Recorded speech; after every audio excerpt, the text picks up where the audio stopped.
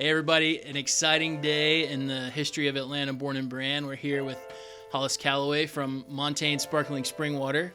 Hollis, appreciate you being here with us today. Thank you for having me, Jonathan. Absolutely, and Hollis, you came on the right day today because today is our first day on our new set here, and it's also our first episode that we are doing a video element for on YouTube. So if you're seeing this on YouTube, feel free to go back into your favorite podcast app and hear all the previous episodes of the show. We're now in season 4. Is that right, Kat? Yeah, Kat, our producer behind the camera. I want to thank Kat today for she's handling a couple extra elements today. Usually she handles the audio recorder and maybe takes a couple behind the scenes pictures, but video is certainly adding a new, exciting, but time-consuming element. So thanks for being our guinea pig today. I'm honored to help christen it. We should absolutely. Spray some Montane all over the I like it. I like it. Yeah, Montane christening for sure. So Hollis, we love to just dive into kind of the deeper stories behind Atlanta brands on this show, but something I like to ask people first, and I think this could be a pretty interesting answer for you, is you meet somebody on the streets of Atlanta, you're walking to lunch or whatever, and you strike up a conversation with somebody, and they say, well, Hollis, what do you do? What's your answer to that person? Well, I don't have an easy, clear way, and that's happened. I was at the dentist on Monday, and he asked what I do, and I never know where to start, but generally I make sparkling spring water in a can, and there's usually a lot of questions after that. Sure. But I don't have a concise way to describe what I do. Sure. Well, myself knowing your story a little bit just from previous experience, I don't want to skip over too much for the audience, but you're pretty much Georgia, born and bred. You grew up kind of in the area. Tell us a little bit about, where you grew up and kind of your family background and what ultimately led you to Montane. Yeah, I grew up near Columbus, Georgia, in Hamilton, Pine Mountain area. Yeah. So relatively rural. It was a 30-minute drive to the grocery store. And it was great growing up out in the country, 2 older brothers and playing around and a lot of fun. My family has been in that area since, I believe it was 1932. Wow. When my great-grandparents, they had heard about this spring and they went on a picnic at the spring. They fell in love with it and bought the spring and the surrounding property from the guy that owned it. And it's been an important part of our family. Yeah. And there's been appreciation for the spring that's passed on generation to generation. Sure. I would love to see the bill of sale for that piece of land in 1932, like you said. I can imagine just economics being what they are now and land, and then I'm sure they got a steal on it relatively. I don't know the details of that transaction, but I would be interested to know as well. Yeah. So talk about growing up and, this spring. You talked about it being important to your family, but how did that manifest itself to you growing up? Was it, did you really appreciate the importance of it, having kind of always been around it? Did you understand sort of the uniqueness of that? Not at all. Yeah. It's being around it growing up. I did not realize how unique or special it was, and it was not until I, kind of went off to college and after college that I started to realize that it's a pretty special place, and it's very unique habitats around the spring. There's 4 threatened habitats around the spring that support dozens of threatened and endangered species, and they're pretty unique to this terrain. So it's, I don't want to say it's like no other place in the world, but it's definitely geologically and environmentally very unique. That's amazing. So tell me, where do you go to college? I went to a small liberal arts college in Orlando called Rollins. Okay. Gotcha. So you go off to college, and after school, what are you thinking career path wise? What was sort of your goal as you were growing up and you get into college? What sort of path were you kind of aimed towards? Well, it's funny you should ask. I was thinking about it on the drive out here, and my senior year of college, I did an internship in financial services, and I was interested in it at the time. And by the end of my internship, I had to write a synopsis of what I had done, and basically, with the arrogance of a college senior, I wrote that I would. Although I was originally interested in this field, I would rather shoot for the stars and fall on my face than go sit in a cubicle for the rest of my life. Yeah. Interestingly enough, a few years after graduating, you want that security, you want to have a professional career, and I ended up working in almost exactly what I had done in that internship and said I'd never want to do again. And then predictably enough, after a few years there, I got the entrepreneurial itch and wanted to escape the cubicle. Well, speaking of the itch, that's something we talked to a lot of folks about. Is that something that now looking back, you can kind of see those traits in yourself as a younger lad, or is that something that you didn't really think about until, you sort of experienced that corporate world and decided, hey, this isn't for me? I could probably see some of the traits there, risk taking and having, it's very rewarding to be able to be creative and to put that into a physical form and have it get traction and take off. So it's I think there's probably a little bit of that growing up. That's cool.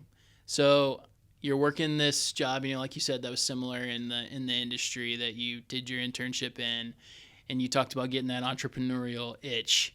How do you start to scratch that? What are your first steps? Do you go cold turkey and quit the corporate job? Or, how does the story play out that ultimately leads you to, okay, I'm taking a completely different path here? Well, I was drinking a lot of sparkling water, and I wanted to make use of this great resource that's been in the family, the spring. And the other part of the story is my dad bottles the water, just conventional bottled water. Sure. And I'm like, hey, Dad, the sparkling water thing, it's going to be big. I just, I can feel it in my gut. Yeah. And they're, kind of like, oh, we're interested, but we're not sure. And ultimately decided that I would make sparkling water. And so it's been a great way to use the great resource we have and also been a great adventure. Yeah. So tell me more, I think the layperson, we think of a spring and we just think of a creek, but tell me a little bit more about the actual workings of what a spring is and the process of how you go from that great natural resource to the Montane sparkling spring water product that we see here today, right behind you. Yeah. The spring, it's produces 400 gallons a minute, and it's up against this hillside. It's very beautiful and lush. It's moss and ferns and great tree canopy, and it comes out very cold and exceptionally pure due to the type of water that it's filtered through. It's quartzite rock, which it's silicon dioxide. It doesn't break down over time, and as a result, we have some of the purest water in the world right here in Georgia. Doesn't come from Fiji, doesn't come from France. It's right here in Georgia. Yeah. And so we tapped it 110 feet below the surface, so there's no risk of surface contamination. Wow. And it's piped out of the environmentally sensitive area to the production facility. Yeah. And so that there's not any industrial stuff going on at the actual spring itself, which is nice. So dig into that for me, no pun intended. 110 feet below the surface. How do you tap a spring 110 feet below the surface? You hire a consultant who specializes in tapping springs 110 feet below the surface. Yeah. It was about 20 years ago, but there were divers involved, and they did a geological map and survey of the, what's going on underground. And whenever in doubt, get a professional with lots of experience. Without a doubt.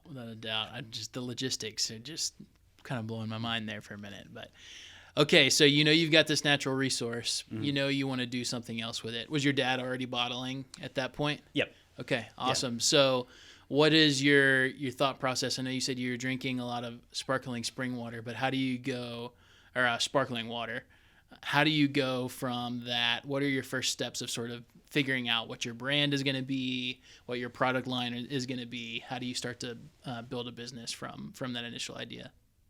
Well, it was very much a kind of grassroots and organic effort. I did not have much money, so I tried to educate myself and as much as possible and talk to as many people as possible. Being at Switch Yards was a great way to get input and feedback from the rest of the community and just learn from what other people were doing. And to be candid, our first iteration of branding was, it was a good first shot. The draft series, I like it. Yeah. But I'd say the most impactful part of the branding was after we had already come to market and getting direct consumer feedback.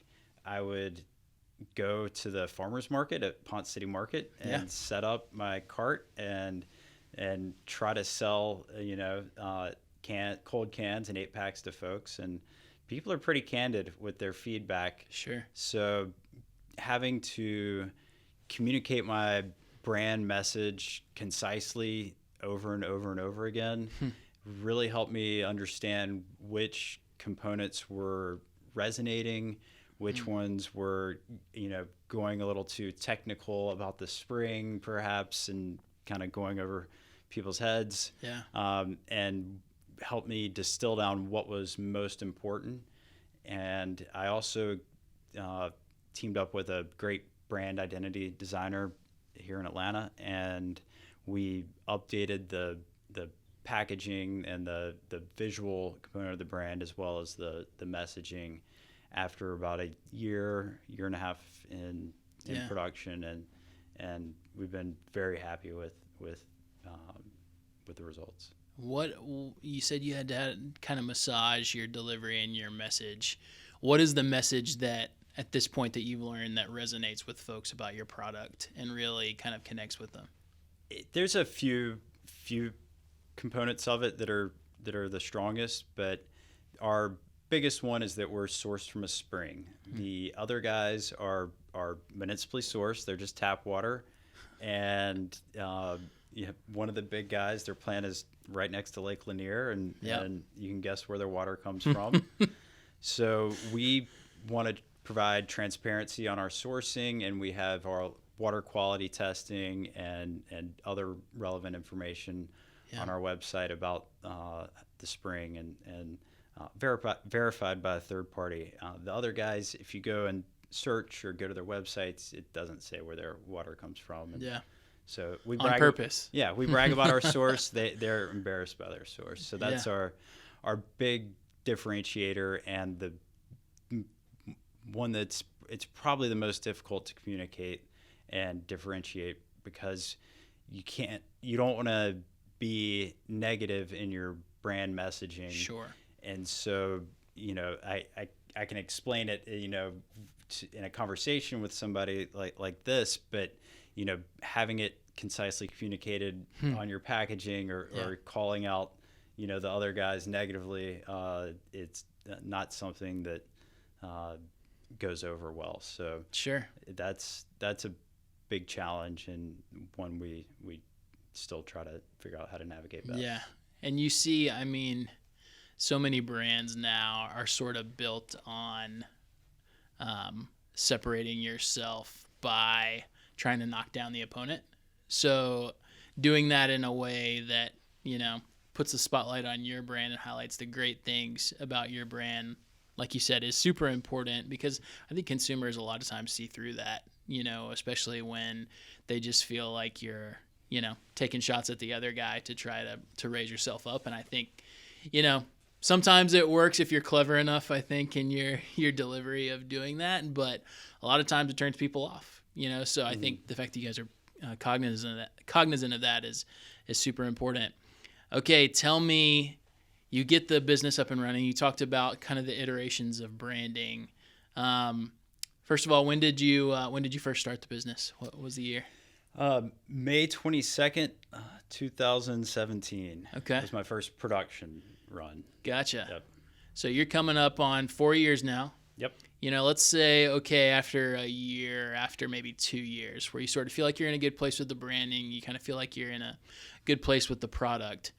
What challenges have you run into as far as growth? Is it on the manufacturing side? Or on the production side? Is it on the advertising side? Where are your struggles now as far as figuring out, okay, what's the next step? Gaining access in the grocery stores is always a challenge. The industry is not welcoming to newcomers, and there are a lot of barriers to overcome.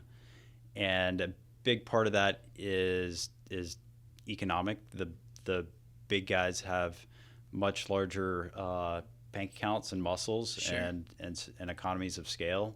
So our price points are a little bit higher than the competition, and that's a challenge that I battle with. If should I try to lower our price point, but then I'm going to be have very little margin and be right, starving the company, and so I kind of put that challenge back on myself to better brand and market and raise the awareness of the business of Montane.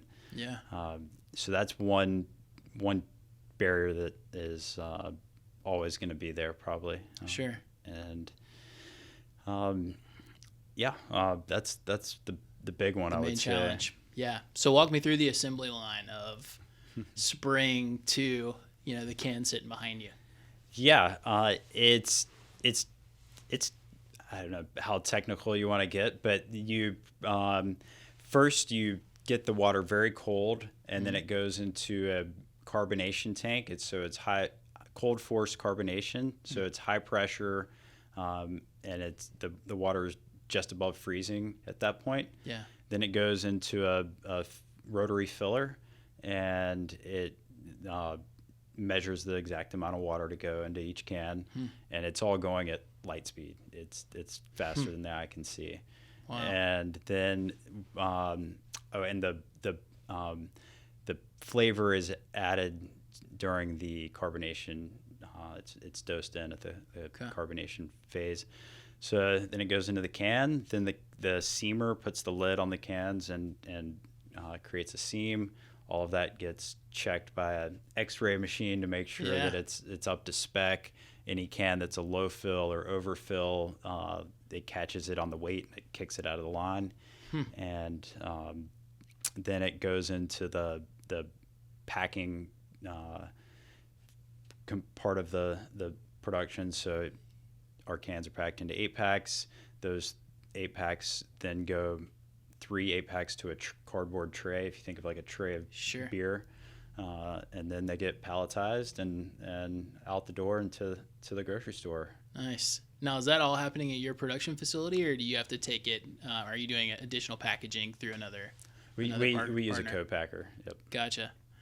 Gotcha. So, wow, that's amazing. I'm just trying to picture like you said, 110 feet underground, getting through there, and then the light speed process of going in. That's super cool. All right, tell me about the product line. First, tell me about the first product line that you released and what you released right off the bat, and then how has your product line evolved to what you offer today? Yeah, I first launched with the unflavored, we call it original, and lemon honeysuckle.